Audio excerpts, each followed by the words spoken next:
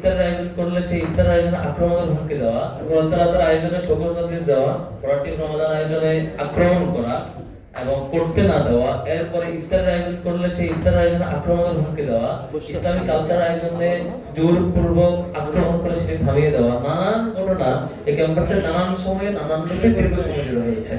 এটা ছিল এই বিশ্ববিদ্যালয়ের একটা অন্যতম একটা রূপ, যেটা আমাদের কাছে ফেস্টিভ্যালি আমাদের তারও আগে পিরিয়ডে নানান সময় নানানভাবে নানান ট্যাগের মধ্যে দিয়ে করেছি। এটা দুঃখের খবর বা কষ্টের জায়গা যে বিশ্ববিদ্যালয়ে নানা কবি, সাহিত্যিক এবং সবকিছু নিয়ে আলোচনা হয়, যে বিশ্ববিদ্যালয়ে আমাদের নানান ধরনের নানান ব্যক্তিত্ব নিয়ে আলাপ আলোচনা হয়, যাদেরকে অনুসরণ করা হয় এবং যাদেরকে নিয়ে আমরা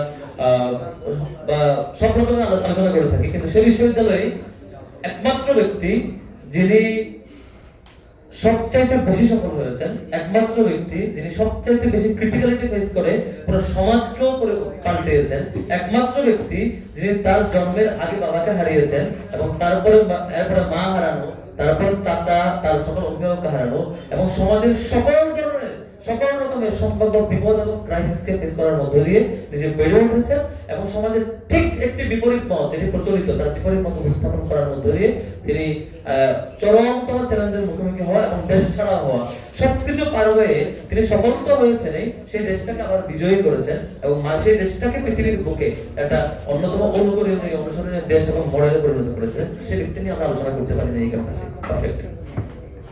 হ্যাঁ, কিছু হতো যে একটা মিলাদ, একটা ছোট আয়োজন, মসজিদের ভিতরে একটা আলোচনা, কিন্তু কালচারালি এবং সেমিনার সিম্পোজিয়ামের মাধ্যমে অন্যান্য উপাদান যেগুলো হাজির রাখা হতো ঠিক বিপরীত ইসলামের উপাদানগুলোকে প্র্যাকটিস করা হলে সেটাকে মৌলবাদী ট্যাগ দিয়ে, সেটাকে একটা নির্দিষ্ট দলের এজেন্ডা ট্যাগ দিয়ে, সেটিকে অন্য কোনো একটা ট্যাগিং করে কর্নার করে রাখা হতো। আমরা যেটা গত বছর 24 সালে ফেস করেছি। 24 সালে আপনারা দেখেছেন যে কোরআন তেলাওয়াতের আসর হয়েছে, সেখানে শোকজ নোটিশ দেওয়া হয়েছিল এবং পরবর্তীতে যে কারি, যেই অন্যতম আরেকজন যে কোরআন তেলাওয়াত করেছিল, সেই শিক্ষার্থী বিশ্ববিদ্যালয়ের একটি জায়গায় তারাবি পড়ানোর কথা ছিল, ইফতার সহ বিভিন্ন প্রোগ্রামে তার কোরআন তেলাওয়াতের কারণে শেষ পর্যন্ত ওই বিশ্ববিদ্যালয়ের তৎকালীন ভিসি তাকে সেই তারাবি পড়ার সুযোগ থেকে তাকে বঞ্চিত করে বলা হয়েছে, তুমি এই ধরনের কাজ করছো না, তুমি এটা করতে পারবে না। তারাবির সেই অ্যাপয়েন্টেড থেকে সুযোগ থেকে তাকে বাতিল করে দেওয়ার পরবর্তীতে এই ধরনের বহু কেস ঘটেছে।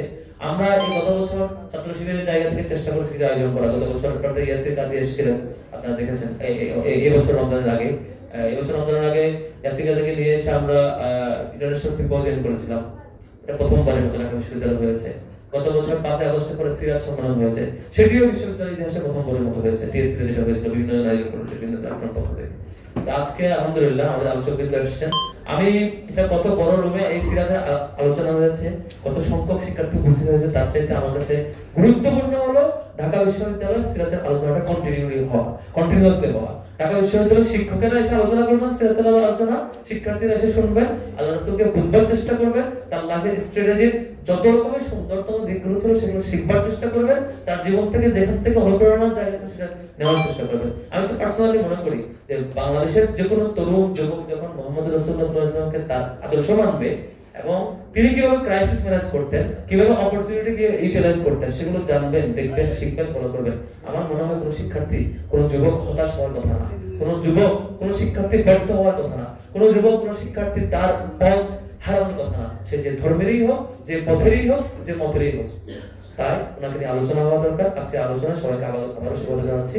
আমার উদ্বোধনী কথার মধ্য দিয়ে আবারও সবাইকে আমি আয়োজনের কোনো ভুল ত্রুটি হয়ে থাকলে শাখার সভাপতি হিসেবে সবকিছুর জন্য অগ্রিম ক্ষমা প্রার্থনা করছি এবং রাসূল সাল্লাল্লাহু আলাইহি ওয়াসাল্লামকে আমরা ধারণ করব, জানবো, বুঝবো, শিখবো, রিপিটেডলি শুনবো, এক অপরকে শোনাবো, আবার নিজেদের মধ্যে পর্যালোচনা করবো। দিন শেষে